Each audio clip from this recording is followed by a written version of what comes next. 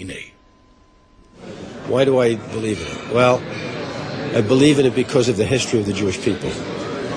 Everyone who has attacked the Jews, and it was said in almost the first chapter in Genesis, it says, God says to Abraham, those who bless you will be blessed, those who curse you will be cursed. And isn't that what has happened over, 3,600 years, 3,600 years? Isn't that what has happened? Exactly what has happened. And and then when you look at just the survival of modern Israel, everybody's saying 60 years, a celebration of 60 years. It's a miracle it's still around. Any one of those wars is a miracle. Every one of them. So we better, read. It's like when people say, read that writing on the wall. Well, that's another biblical thing, the writing on the wall with blood. Fellas, we better read the writing on the wall and protect Israel with everything we've got. You were in Sderot this week. What were your impressions there? Well, I was very concerned to go there. It was one of the reasons why I said I wanted to come this time. I said I want to go to Sderot. And the reason I wanted to go to Sderot is because no one's talking about it. Can you imagine?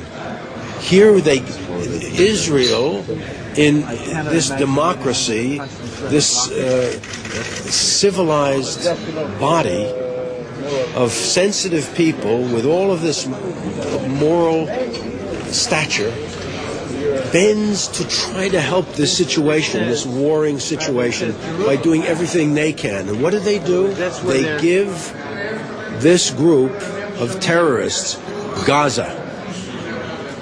Now, I would have said, don't do that. These people are not interested in appeasement. Their agenda is to destroy Israel and all Jews. That's their agenda. That's what they teach their children. That's their motivating energy. Now, not everyone, not those that have become friends and all of that, but still the program is so deep. It's very difficult for an Arab or a Palestinian to overcome that programming. And that's the essence of the programming. Who's the problem with the world? A little Palestinian kid will say, the Jews. I'm going to grow up and kill Jews. That's the answer. Well, and I can say stuff like that, and people say, oh, it's not like that. I said, fellas, it's like that. That's what it's like. So you see what happened? You wanted to give them Gaza? They had this wonderful infrastructure. They had, all of the possibility of going there and living a fruitful life and getting help from the world community to do it. They could have had that. And Israel would have helped them in every way. But what do? They destroyed everything. And then they shoot these rockets into the civilian populations, and they shoot them from civilian populations, from their families. They shoot them from in the middle of schools, of mosques, so that if there's a retaliation to try to stop them, there's going to be injury to innocent people.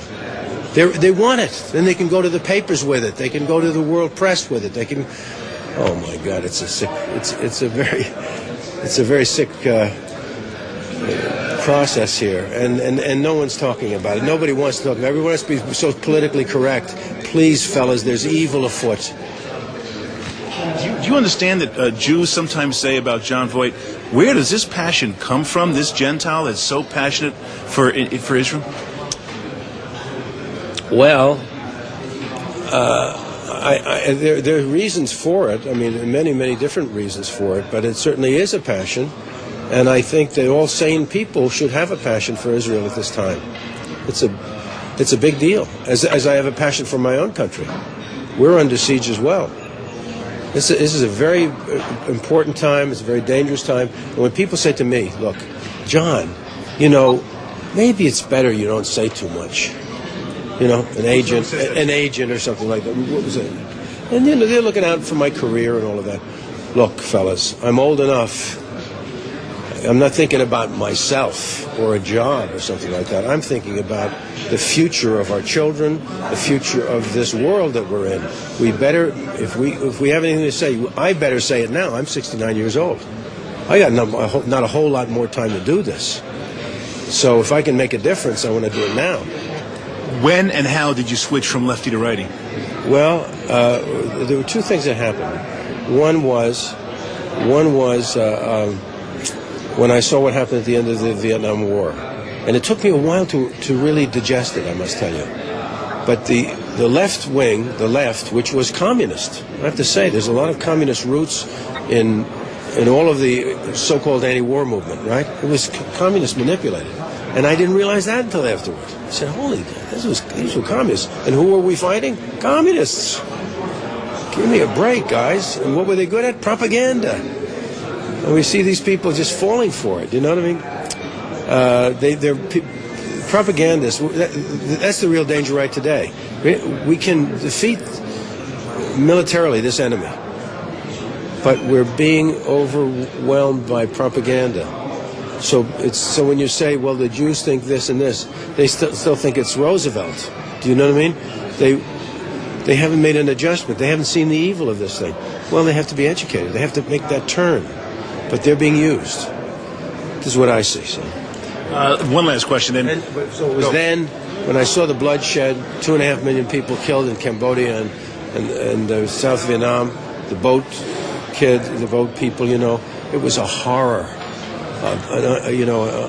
unparalleled horror. And if you think that's bad, pull out of Iraq. You'll see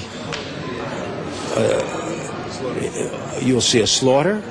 You'll see a political misstep that you'll take, I don't know how long to recover from in the world. You'll lose the chance for a democracy in that part of the world, which is so deeply important. The stabilization of Iraq is very important now. You'll lose everything. It's a disaster facing us right now. So the clock is ticking, guys. We get the wrong guy in for president, this time we're in a lot of trouble.